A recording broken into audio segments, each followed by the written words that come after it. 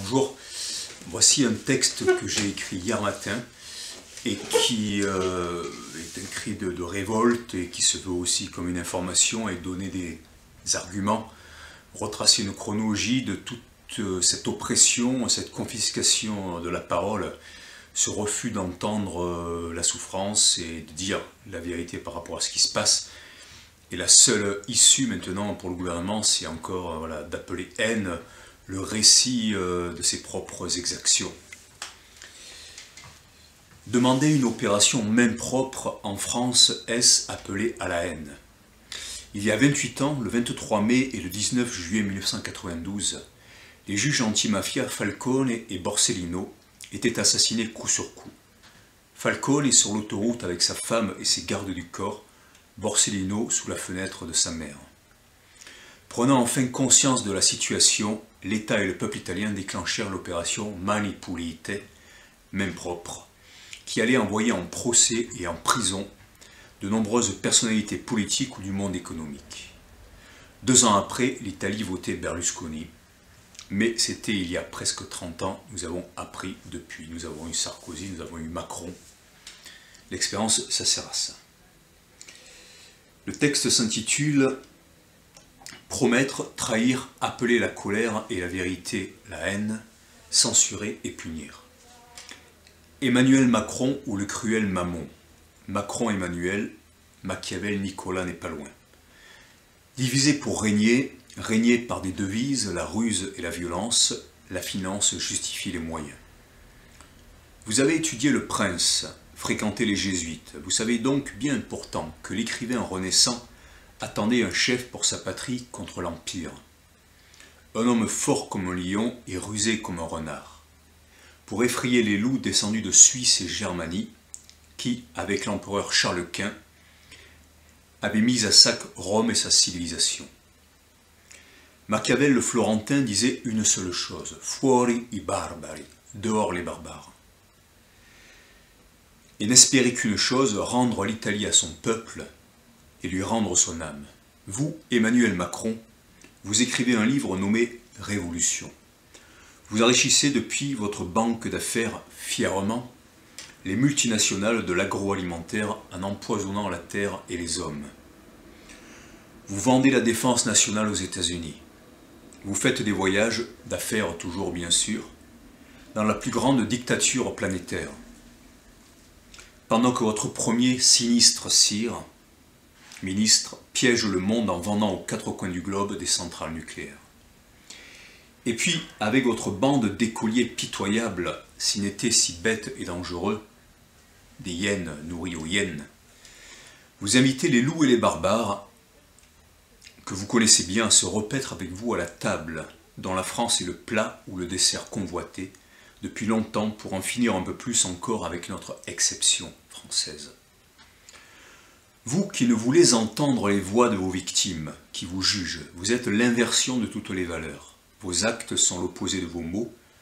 Vous êtes le miroir parfait, lisse et sans teint, froid et sans visage propre, de ceux qui font ce monde à l'abri des regards, observant ceux qui le subissent à travers vous. Vous atteignez à la candidature par les écoles les plus hautes et en vue, et les réseaux les plus sombres et cachés de nos États, où se distillent et se diffusent les doctrines les plus nuisibles au bien commun, à la justice, à la connaissance, la liberté. Vous dites, avec vos réseaux, avoir fait cette liberté, l'égalité et la fraternité. Mais c'est ce peuple que vous accusez de tous les fascismes qui mourut dans toutes les révolutions et toutes les résistances. 1789, 1830, 1848, 1870, 1871, 14-18, 39-45. Et dans les guerres de colonisation et de trompeuse décolonisation contre d'autres peuples. Ces luttes que vous avez toujours récupérées, trahies puis célébrées. Vous avez fait l'Europe depuis le début avec ceux qui avaient été exclus du Conseil national de la résistance, parce que fascistes de tout poil ou collaborateurs. Vous pensez que le monde doit vous appartenir, parce que la nature, vos désirs, vos défunts, la raison, votre Dieu l'a voulu. Vous promettez le progrès, le travail, le bonheur. Vous séduisez les esprits, vous réduisez les âmes, vous déduisez vos frais, vous payant sur la bête et la bêtise humaine, nourrie par votre école, vos médias, votre grande distribution. Vous ravagez les terres ancestrales de ceux qui ont nourri et accueilli vos pères, vous sertissez les villes de banques, agences et chaînes d'identiques boutiques, et d'une jeunesse servile à l'esprit formaté par d'autres chaînes devant d'autres écrans.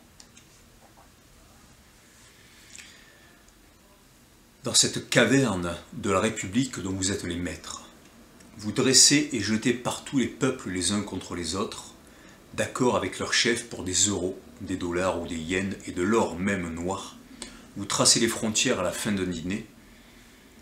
Vous envoyez des hommes égarés par le poids de vos mots et le choc de vos photos avec des chars et des fusils, des avions, protégez vos banquiers. Vous demandez du pétrole contre de la nourriture à des femmes et des enfants enfermés avec un fou. Vous prenez parmi vos anciennes colonies quelques porte-paroles et maîtresses censure en modèle d'intégration à un monde moderne d'où toute intégrité a été nettoyée par vos soins, pour faire taire ce peuple responsable, coupable, impardonnable et qui sera châtié d'une seule chose. Vous avoir cru et avoir imaginé que vous leur éviteriez la crise et le fascisme alors qu'ils ont les deux, et dont vous avez sciemment changé l'espérance en désespoir, le désespoir en colère. Vous fabriquez et achetez les plumes de scribes de vos organes de presse pour faire taire toutes vos trahisons et nier aux victimes le droit même d'exister, de demander justice et dignité. Vous appelez démocratie des peuples surveillés, travaillant pour quelques-uns, vêtus et divertis, par d'autres dans une colonisation qui n'eut jamais de terme, bien qu'ayant revêtu celui de mondialisation, avec les mêmes marchands et les mêmes soldats. Après avoir conquis le monde, vous avez retourné votre démesure et votre folie contre vous-même, et vous vous êtes dit que c'était dommage, tant de gâchis de génie et de managers. Et vous avez créé, après les 2 guerres mondiales, des empires économiques à l'échelle de continents, vous décernant prix Nobel et abondantes subventions. Prétendant protéger la paix par l'esclavage, vous construisez des universités pour déconstruire tout sens et propager vos toxiques doxas. Vous surveillez le monde écrasé sous vos bottes et quelques talons aiguilles. Les mafias et les services secrets vous soutiennent et se chargent des transfuges et autres dissidents, proprement, professionnellement, sans haine ni pavé.